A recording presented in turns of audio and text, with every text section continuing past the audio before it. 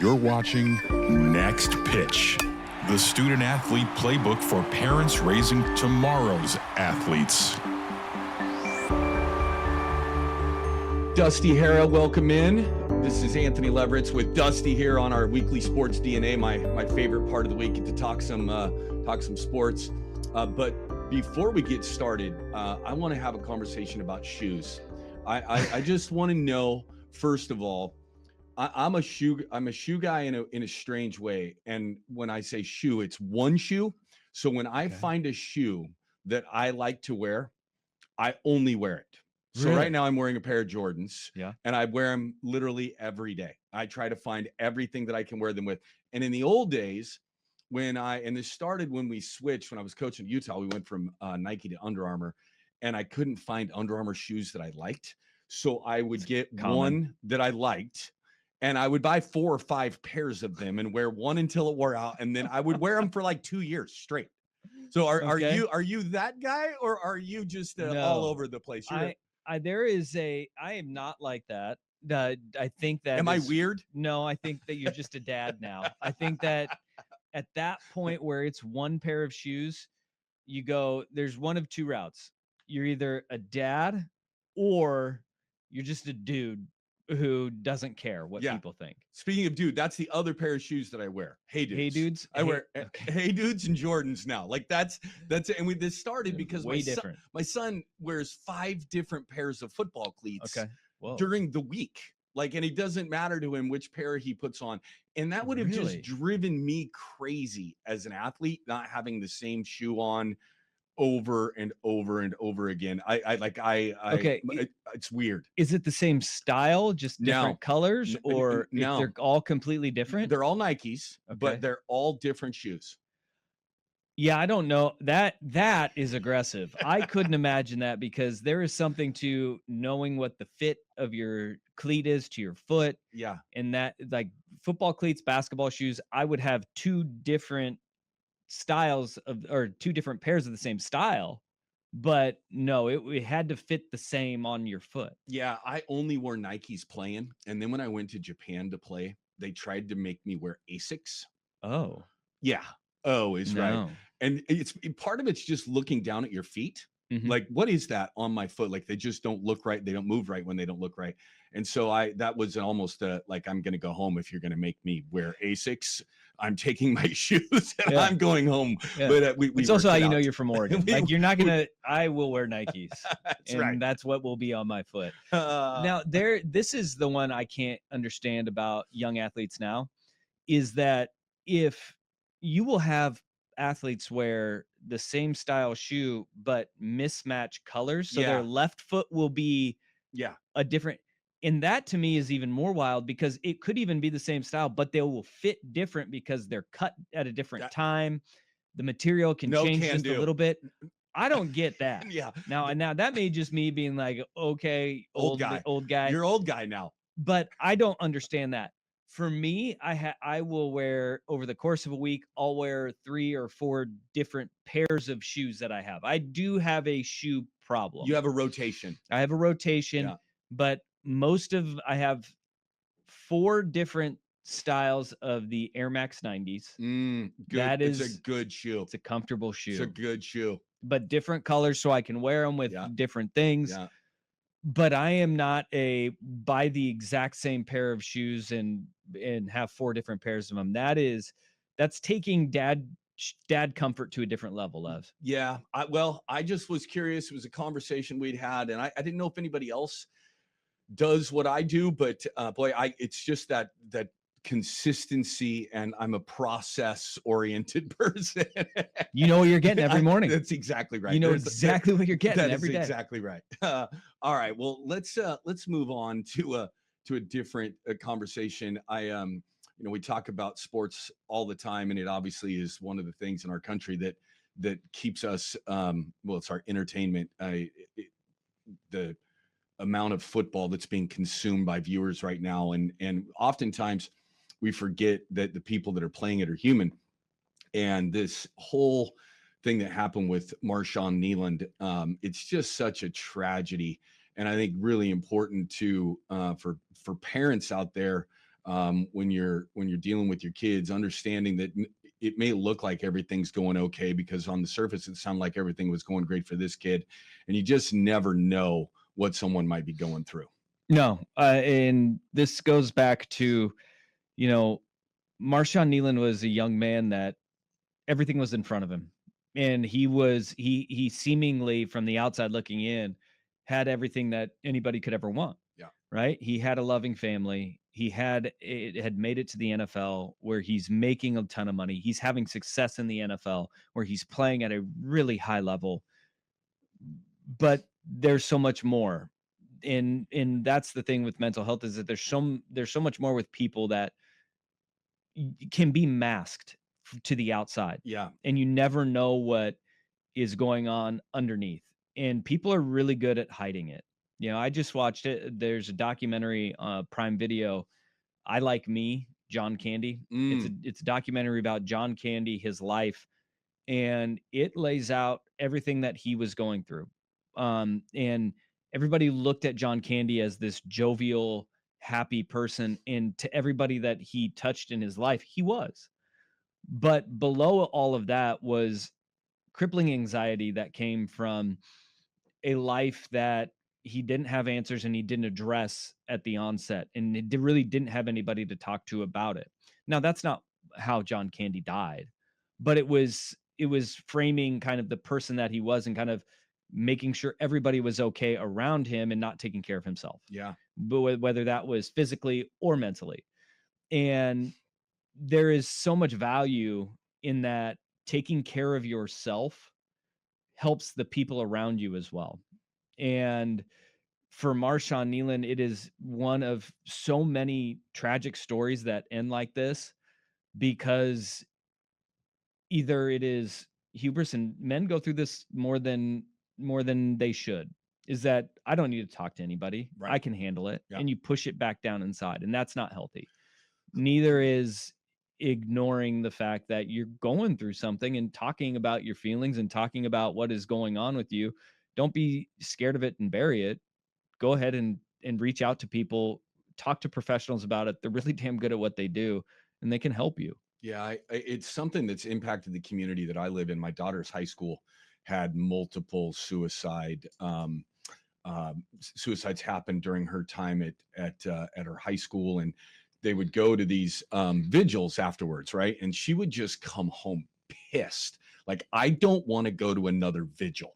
I want people to know that they are loved, that they're cared about. What can we do to fix it? And then you just get going on with your life, and you don't put into that what you should. And sometimes people just need to hear I love you. And I've talked to a lot of the kids in the football program here in Lake Oswego, and both football coaches make sure that their kids hear every single day that I love you, and what would life be like if you weren't here, and just putting that in practice with the people around you. If everybody did that on a daily basis, with just let people know they're loved, they're cared about, and they'd be missed if they weren't around, is something that could go a long way. But we hear these stories, it impacts us, but then it just doesn't seem to be enough being done to try to make this go away. And the unfortunate part is that it won't go away. But that doesn't mean that we stop having these conversations and letting people know it is okay. What you're going through, other people are going through. And there is a path to feel another way, and to not feel like you're alone, to not feel like no matter what you do, you're not succeeding, because you are. And we have to reframe that feeling of what we go through is not just unique to me. That's right. I am unique, but what is happening to me and the way I feel, there's other people that are going through it. And just knowing that can go a long way. Yeah, I think that's a good spot to leave that conversation. But just don't ever hesitate to reach out to people and know that what maybe you see on the outside isn't what's going on the inside. Look, and not everybody has those people in their life that they can reach out to, that you know personally already. But that doesn't mean that you can't go and find somebody that can, and that can help you. And there are resources that make sure that you are able to reach out to somebody who knows a heck of a lot more about it than you do, and you can talk to them. Yeah. Good stuff. All right, man. I don't know if there is a good segue from that conversation, but we're gonna start talking about sports here. So you had a big trip out to Iowa this weekend. I was actually listening to you on the radio, and it sounded like it looked like you were eating a sandwich in a plastic bag, and so you had your microphone in a plastic bag. How'd that work? It was raining in Iowa. It was cold in Iowa. The environment was hostile, but it was a game where I think, being from the Pacific Northwest and growing up, I heard all week long how the elements are going to be a factor. It's going to be different. It's going to be cold. It's going to be rainy. There's going to be wind. On game day, it felt like I was just at home. and the week before, or the 2 weeks before, because you had a bye in between, with the Wisconsin game, the weather couldn't have been any worse anywhere on the planet than it was in Eugene that day. Yeah, I think that there's an element. I know for me personally that the hype of the weather leading up to the Iowa game, it was like, oh my gosh, like people are really talking about it. This is going to be a reason why Oregon doesn't win the football game against Iowa. And it was crazy to hear people say, Oregon, they're not used to being in that weather. A few pundits said that, and I was like, do you know what the weather's like in Oregon? Because like 40 degrees and rainy, that's what we live in. That's what it is. That's us. We got that for 4.5 months every year. Yeah. But the rain was steady coming down in the first half. The wind, it didn't really play that much of a factor in the game. The second half, I heard a lot of people say it looked bad in the second half. It wasn't that bad. Like there were times where I was going like, it's not even raining down here. Like we don't even, it was like maybe a coastal mist is what you would call it. Yeah. And it truly fog. It wasn't that bad. But the fog, that's a good point though, because what made it look worse, especially in the stadium, and I can only imagine what it looked like on TV, is that I don't know what it is. It might be like a City Works building is right behind the stadium. And it, like, steam is always coming out and releasing, and that was getting pushed by the breeze into the stadium above the lights. So any precipitation looked like it was actually like raining hard. But in the second half, we saw both teams were able to throw the ball obviously better. And in the second half, the first half, it did play a factor because it was a steady rain. But the elements weren't that bad. You mentioned the Wisconsin game in Eugene. That was way worse. The rain, it was more rain. It was more wind. The elements played more of a factor in that game than at Iowa. But that was one hell of a football game. It was an incredible football game to watch. So let's talk about, I mean, obviously the Ducks pull one out in kind of amazing fashion. Let's talk about kind of globally. What did the weekend in college football do for this next CFP ranking? I think I saw the Ducks dropped a spot in the AP poll with the win on the road, which just doesn't make any sense to me. Yeah. But do you think that overall, is there going to be much shuffling in that next CFP ranking, or do you think it'll stay about the same based on what happened over the weekend? Obviously, you're going to see a little bit of shift because number 7 played number 8, and number 8 waxed BYU. Texas Tech, they took BYU behind the woodshed in Lubbock, and that will change things. So outside of that, I don't think you see anything. Everybody just moves up a spot and BYU moves out. Yeah, they kind of move down, and I don't even know if they move out of that, the top 12. But what we're going to see is with the interesting part for me is what happens with the ACC, because after the Wisconsin game, I came on here and said, winning is hard. Yeah. And winning this time of year is incredibly difficult to do. And I think that we saw that at play, whether it is Indiana going on the road to Penn State. And Penn State had every opportunity to win that football game. Because at this time of the year, you're getting everybody's best shot. And it took one of the most incredible catches I've ever seen from Omar Cooper Jr. to win that game. The body awareness to leave the right foot up and drag the left toe, absolutely incredible for them. But you have these tight wins, Oregon going on the road, down 3 offensive starters and a defensive starter, and then losing a 4th offensive starter. in the first quarter of that game. You go, oh my goodness, how are they going to do this? Oregon lost their 3 leading receivers. DeCorian Moore did not play. Didn't even dress, did he? Kenyon Sadiq did not play. And then Gary Bryant Jr. goes down on the first possession of the game. Now, because Gary didn't play the rest of the game, Malik Benson is now the 3rd leading receiver. And that was an incredible throw by Dante Moore and catch by big time moment Malik Benson on that final drive. Yeah, it's a big time moment. But they were without their 3 leading receivers, their starting right tackle, and then a middle linebacker against Iowa. And they won. And they drop a spot, to your point, in the AP poll. Make that make sense. I don't know when you're how saying you they can't win in a physical game in the elements on the road against a quality opponent. They don't have a quality win yet. And then all of a sudden Oregon goes and does all those things and they're like, yeah, sorry, not good enough. We're going to move Ole Miss up because they beat the Citadel, right? Okay. I don't understand that. As far as the CFP goes, you got these tight wins, which I don't think they're not going to knock teams for. But the ACC, you nailed this early in this podcast where you said the most downtrodden fan base has got to be ACC football fans. They're just waiting for basketball season is what they've been waiting for. They've got to hang their hat on hoops now, man. What happened there, and this is the thing I don't understand about the AP. Oregon gets penalized for that, for a win on the road against Iowa and pulling one out in a game that they normally just don't win. But then the ACC gets 5 teams ranked. 5? Yeah. How? I don't know. Wait, Virginia lost to Wake Forest. Yeah. Okay. Louisville lost to Cal. Both of those games were at home. Yeah. Okay. Then you have Duke. And think about this. Duke is 5-4 on the year. If they win out, they can win the ACC. The Duke Blue Devils could be a team that is 8-4 and a conference champion. Do they get into the college football playoff, or do you give it to the American Conference in the Sun Belt Conference? Because the ACC doesn't have a guaranteed spot at the table. It's the 5 highest ranked conference champions that get into the college football playoff.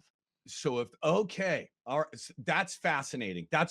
So the ACC could be without a team in the playoff.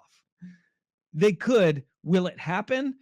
No. They're going to, and that's why the AP is like, I guess we're going to put 5 teams in, because you have no idea who it's going to be. I want that to happen. I do too. So no matter what I'm doing the rest of the year in sports, I'm rooting for Duke to win the ACC. So that would create chaos and conversation aplenty. As it stands right now, there are 5 one-loss teams in conference play in the ACC. Duke, their 4 losses, 3 of them have come in non-conference. Okay. They have 1 loss in conference, but they also hold some tiebreakers right now. And the remainder of their schedule, as it plays out, and look, there's no guarantee. If you lose to Connecticut, I don't think we can guarantee anything's going to happen as far as your win-loss record, but they get a chance. They play Virginia, North Carolina, and Wake Forest, their final 3 games. In that order? In that order. So if they win their final 3 games, they will be in the conference championship game. That would be awesome. And at that point, you just throw your hands up and you say, I hope they win. I hope they win the ACC. You know, what college football has wanted to do is expand the conversation for people, right? And give more people opportunity. And I think it's great. The idea that there's so many teams still that have hope, because all you want at this time of year is some hope, right? And when there was only 2, there was little hope. When it was 4, it was more. But this has created hope for a lot of fan bases and made, really fun games to watch, even more drama, more reason to tune in. I hope it's here. I hope we get it all. Oh man, I'm rooting for that. I've never been a Duke football fan. And now I am. That is that I'm adding that to my list for the next 4 weeks. I was a Duke. They used to be the team I had in the corner of my eye when David Cutcliffe was the head coach there. He was offensive coordinator for Peyton Manning, the head coach for Eli Manning at Ole Miss, and he's a quarterback whisperer. I just loved what Cutcliffe did offensively. They weren't good, but they were just like a covering machine. They'd Yeah. make games closer than they had any business making close. And so I always had my eye on Duke, but I'm totally in now because I love the carnage that could come. And then, what does the committee do? How in the world can you justify some of these teams I don't know. getting in and getting left out when, going back to the winning is hard. Memphis was the group of six representative in the initial college football playoff rankings. They go and they lose to Tulane. Yeah. And now you have no earthly idea what's going to happen with the American. You have a James Madison team that lost to Louisville early in the year.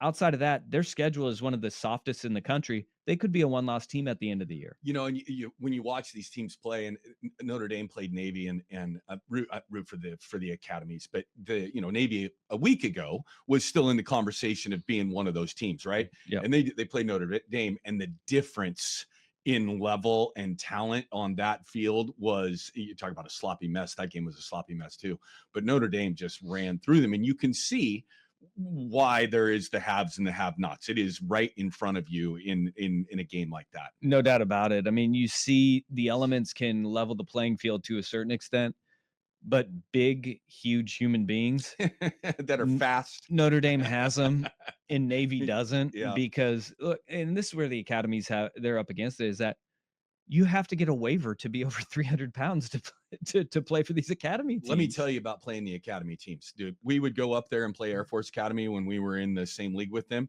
and you'd win by 30. It felt like you got your ass kicked walking on. Those kids play so freaking hard. I mean, they get up and do PT at 6 a.m. before they start their day to do the rest of the stuff, right? Yeah. And I have a ton of respect for them, but that level it's not the same. But I promise you, when you get done playing one of those teams, you were in a game. Like, yeah. I hated playing the Air Force Academy. They will hit you relentlessly. And look, they're going to defend our country and protect our butts when they're done with this. Like, they got nothing to lose. No. Like, they're sitting there like, this is the easy part. That's coming out here and playing football or basketball or any of these other sports. Yeah, a ton of respect for them. It is going to be fun to watch. I can't wait I think this week's games start to probably give a little bit more scope on who has a chance to be in and who doesn't. And I mean, obviously you get 2 losses in the ACC, and those teams are going to start playing each other. That's going to start sorting that piece out. But let's go, Duke. Come on, let's get a Duke Blue Demons football fan club going here, just so we can have some chaos. We can do it. Let's go Blue Devils. All right, you mentioned that one of the reasons you liked the Duke Blue Devils back in the day was because they were a covering machine. Yeah. So gambling in sports. I know we've talked about this. Obviously, you and I live here in the Portland metro area. And obviously the Trailblazers embroiled in the big scandal, and more came out over the weekend with a couple of pitchers, and it is just something that there has to be something that changes. I know we're not going to take gambling away because it is such a big business, and so many people are making money off of it. But come on, man, like something's got to be done immediately. It can't be, we're going to go to committee and we're going to go have conversations about. Somebody at some league has to do something immediately to make it look like they actually give a shit about this and get this squared away. Yeah, I mean, the Guardians pitchers, Manuel Clase and Luis Ortiz, they get, Clase was, I think he was arrested earlier. He wasn't arrested over the weekend, but Luis Ortiz was. Those are 2 pitchers that are being charged with, rigging prop bets in first pitches of at bats. So you can bet a first pitch ball or strike, and they're accused of rigging those so people could win money. And they weren't making a lot of money, right? I think I read, and correct me if I'm wrong or if you know this, but the most that they got out of it was like $12,000 is what I saw. And then I think I heard a Dirt and Sprague radio show here locally this morning talking about one of those pitches was worth $100,000 though to the bettors. Yeah, I mean, $450,000 was won allegedly on these pitches that were tipped, and that's the wild part about it, though, is that this is how they also got caught. Is that if you have an inordinate amount of money on a first pitch bet, it's telling us two things. One, guys are on the take, but also that the guardrails that they've put in place, they actually are working. Yeah. Because they're finding these things, because they're like, there's no freaking way that somebody should be laying this much money on a first pitch ball or strike. And so then they go and they start taking a closer look at it and being like, well, wait a minute. There's more money being bet on these two guys in their first pitches than any other of the pitchers in the league. So there, it's a double-edged sword here, where one, the guardrails are working. They're finding these guys. Are they? Well, yeah. I mean, we're seeing it with Terry Rozier. We're seeing it with these situations here. We saw it with Jonte Porter. Wouldn't the guardrails be no prop bets? Wouldn't that be the best guardrail? Like, we aren't going to be able to do, like, we won't need guardrails if we don't have that, because even with guardrails, things are going to get through the cracks, right? I promise you, they haven't found everything that's gone on. Now, they might. The FBI is a pretty good organization at finding out criminal activity, but putting guardrails in place around something that is illegal, it should just not be allowed. I mean, is this me just being old dad again? Yeah, no, it's not, because I feel that same way. That if you get rid of the prop bets, you don't have a lot of these issues. So why doesn't the league just why doesn't the league just do it? That's the other edge of this double-edged sword, is that the guardrails are working, but they're also finding guys because they're still trying to find ways around this, because there is an avenue. Whether it's Clase and Ortiz still being able to be not just productive, but in Clase, one of the best closers in the game. Yeah. Right? You can be really damn good, but still be on the take. Yeah. In all of these situations. That is where you need to just say, player prop bets shouldn't occur. Yeah. Player prop bets just should not occur, because a first pitch bet is totally different than, like, saying, betting the over under on a run total of a game, because a guy's not going to give up a homer because he's sitting there, because then you affect the team. Right. And you're affecting the outcomes of games. And what these guys are doing is like spiking a curveball in the ground on the first pitch. They're saying, I can battle back. I can fight back from that. I'm good enough to do this. But the level of money that they received, it just doesn't make sense. Yeah. So this goes back to what we talked about with the Terry Rozier, Chauncey Billups arrests that happened earlier last month, in that what in the world led them to the point where somebody was able to get their hooks into them? And that is also a major question to ask. Yeah. Get rid of player props. I'm for it. I don't think that it's really that big of a deal. But also finding out why these guys are in the position that they are in, that's another one that we're going to find out a lot as we peel the onion back on these things. I think so too. And that's where, just organizationally, you have to make sure that you're taking care of your people, right? And staying in tune with what's going on. And it's impossible to know every detail of every person's life of what's going on, but just trying to, and I'm sure that these teams have people in place. And I know at the collegiate level, I mean, it's not like you're not educated. Like you are educated. Like it is part of everything that you do from the moment you step on a college campus. And ultimately, you become a pro athlete. You are being educated about what's going to happen to you if you gamble. Right? Yeah, and this from coaching at the Division I level, but you and I both know this from your coaching at the NAI and D3 levels. You walk into an NAI locker room, and there are signs right when you walk in every locker room. There's a meeting at the beginning of every season of what you can and cannot do. Gambling is number one. Steroids is number two. Yeah. Those are the conversations every single year. Yeah. And taking money from boosters in the old days was number three. But we didn't have that problem at the NAI. No.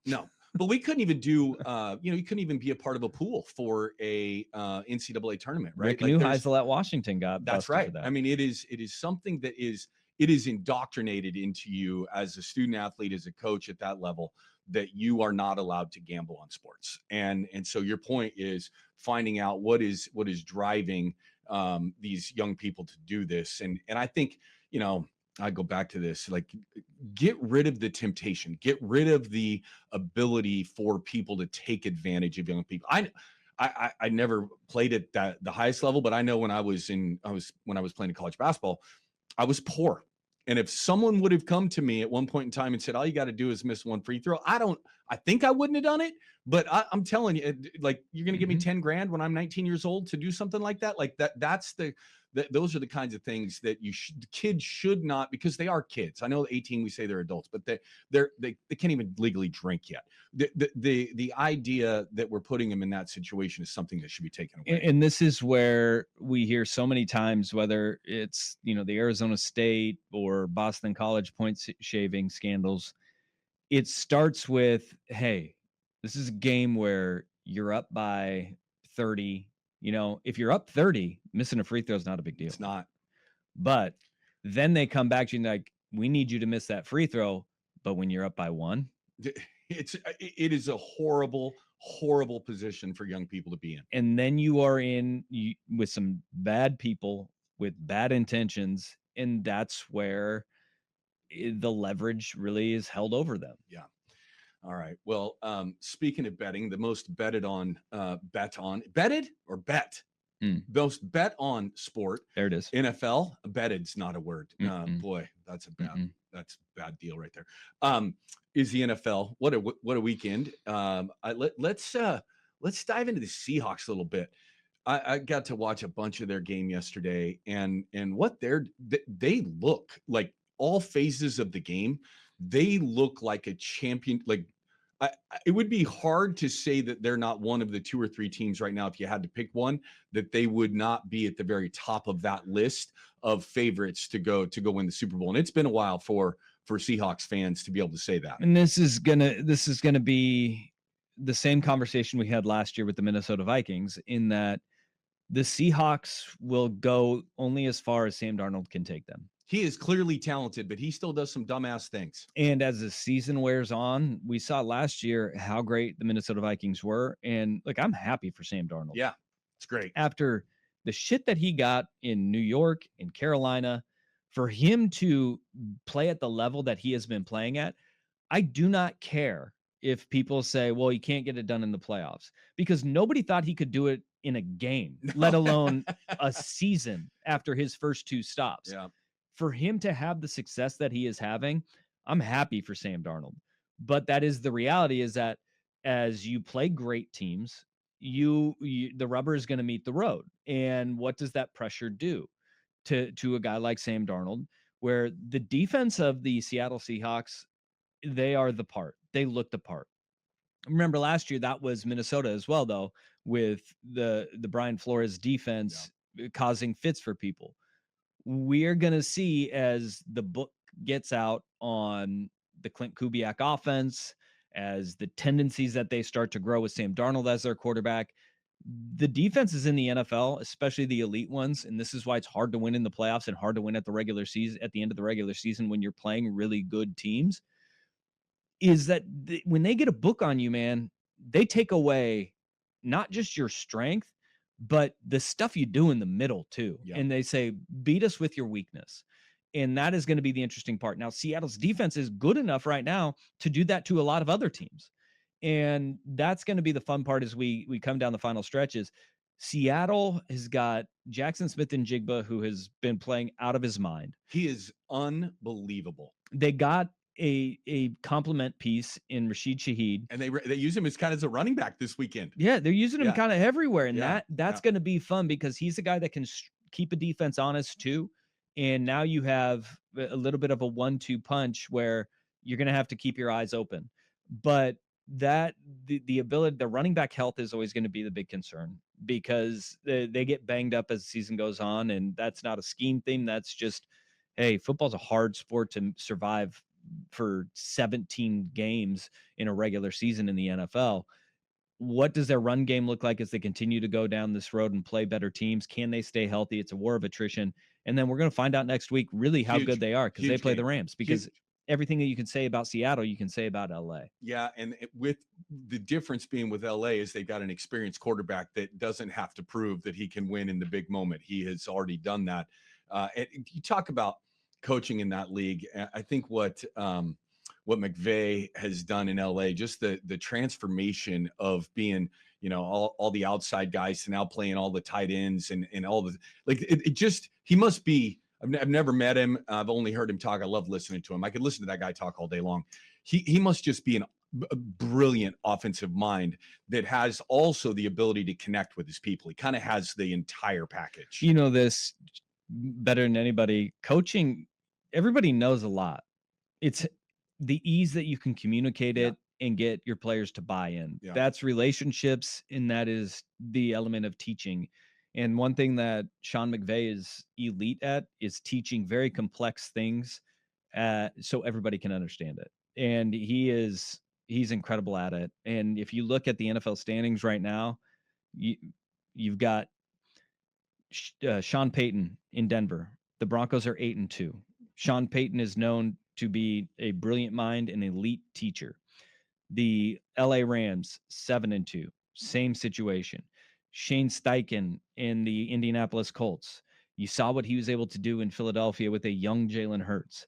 He is an elite teacher, and he's maximizing everything that he can with Daniel Jones. Mike Vrabel, again, I don't know X's and O's wise what he's doing. Josh McDaniels is a terrible head coach. God, he just must be the best offensive coordinator that is never going to be a head coach. He is scheming the hell out of that offense so Drake May can thrive.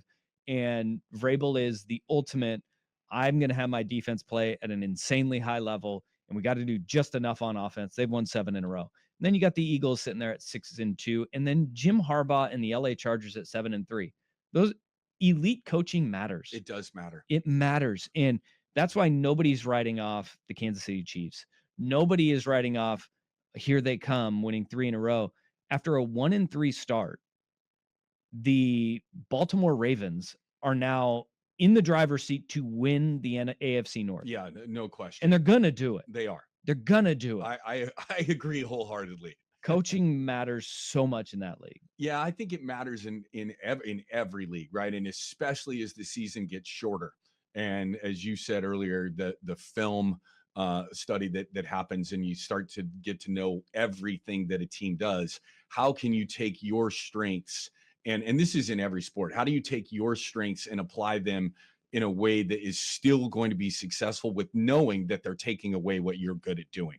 Yep. And that's where, I think with the Rams, that is watching them play, is they're so multidimensional, both in how they get lined up, their formations, the different kind of concepts that they run. Like they look like they're playing chess while everybody else is playing checkers. Yeah. And look, offense in college and the NFL right now, it is, how can you make it look complex for a defense, but your guys on offense still have the same jobs? Yeah. And that's where we called it window dressing for the longest time, where Sean McVay was using motion and shifts to create leverage. The concepts were all the same. Guys knew exactly where they needed to be and where they were going. It was just, where are they coming from? Yeah. And that, for a defense, is the hardest part to dissect. And now you're using, whether it's formationally, shifting, motion, the elite offensive coordinators can make it look like 5 different plays. It's the same damn one. Yeah. And that is, it's a lot of strain on a defense when you can do that with different personnel groupings, because you're taking guys in and out based on, hey, this looks like a run heavy formation, but, oh, by the way, and the Rams did this week. They used a ton of 13 personnel, so 1 back and 3 tight ends. They were running all the same stuff that they can run out of empty, where they have 0 running backs and 5 wide receivers. That is the simplification of something that looks very complex, because you have to be able to have a defense on the field that's ready to stop the run when you have 3 tight ends and 1 running back on the field. Yeah, it's crazy. You brought up the Ravens. Give me one more team that you think kind of a dark horse right now that's sitting there in the mix.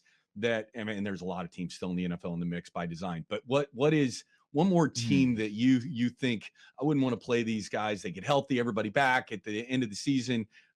Who's that team that you think could be a spoiler? Well, I mean, it's weird to say that Buffalo's won, but getting your butts kicked by Miami the way that they did and sitting there at 6-3, they don't look like the buzzsaw that they were, but they are so banged up that I'm not writing them off by any stretch. Kansas City at 5-4 as well. They're going to be nipping on the heels of the Chargers. It's going to be very similar to what's going on in the AFC North, where, there may be somebody holding that place at the top of the standings, but let's talk in December and we'll see kind of what that division actually looks like. Can the Chargers hold them off? Because they have got both of their tackles are out for the year, and Rashawn Slater and Joe Alt. And I don't know how you can win games with both of your tackles out when it's crunch time and it's winning time in December and January. Harbaugh has done you just can't say enough about, and I know you said it earlier here, but elite coaching it changes so much for an organization, and to see what he's been able to do there and transform them into, I mean, there's no way they win that game if he's not there, right? Like there's no way they're in this position. It just changes everything about the culture and how you show up. It is incredible to watch. For sure. I mean, that is the thing. Coaching is going to keep a lot of these teams in, but how far can you go? You still need the dudes. You got to have dudes. You got to have the dudes up front and somebody to make a play. Andy Reid is going to have his guys ready when it means the most. He's such an incredible coach. It's going to be fun to watch. Well, the bunch of big games this week in both college and professional football for us to talk about next week. But I think we can call it a day on the sports topics. What do you got for me today, Dusty? We started it with shoes. And my question is going to be at the end of this thing, because we're going through this at my house. When is it okay to play Christmas music and movies in your home? So I have a completely different feeling on this than the rest of my family does. So I lose this. But I think the day after Thanksgiving is the day that it begins. My family thinks the day after Halloween is when Christmas begins, and Thanksgiving and Christmas is just one holiday season. So I'm with you. It's not, but it kind of is everywhere you go. When you go into Target, which is bless Target, but to me, it's like the seventh ring of hell. You go into Target in July and see Christmas stuff. It's kind of a year-round thing. I know. It's a fight that we're all losing. And are you losing it at your house as well? I have lost. I have lost, and there's no coming back from it. I don't know what is going to be the outcome of this besides me just giving in. The music, I'm holding firm on the music. We're not listening to Christmas music. If you want to watch the movies, go ahead. Here's some advice I have for you. I give it to all coaches, and I think it works in relationships as well.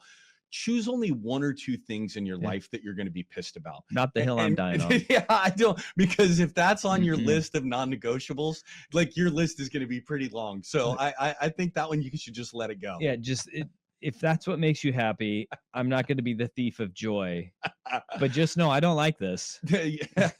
Yeah. Did you guys do the Elf on the Shelf? No. Well, yeah, we have. But I think it's gone now. You think it's gone now? Yeah, that's another one back. When does that little sucker come out? Became part of the conversation. Speaking of brilliant people, whoever invented that little deal, I need to find the way that they think. They're making a lot of money, and we need to find the next way. That's right. All right, man. Great stuff this week. Appreciate you. And we'll talk again next week. All right, let's do it, man.